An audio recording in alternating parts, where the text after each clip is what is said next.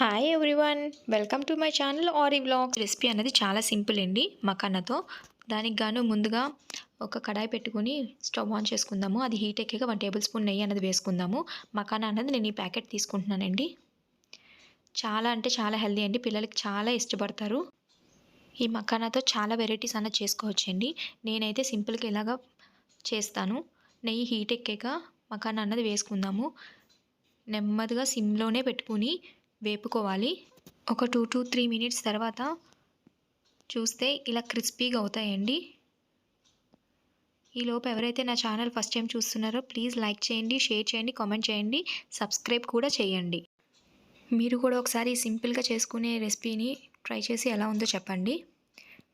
ఇందులోనే చిటికెడు ఉప్పు, చిటికెడు కారం వేసి కొంచెం బాగా మిక్స్ చేయండి. నిజంగా చాలా బాగుంటుందండి. ఎవరైనా తినచ్చు, పెద్దలకు కూడా బాగా నచ్చుతుంది. మా పిల్లలైతే చాలా ఇష్టంగా తింటారు. అంతేనండి, స్టవ్ బంద్ చేసేసేయండి. చల్లారాక స్టోర్ చేసుకోవచ్చు. అవి ఒక 10 days అయినా కానీ క్రిస్పీగానే ఉంటుంది. Thank you for watching my channel.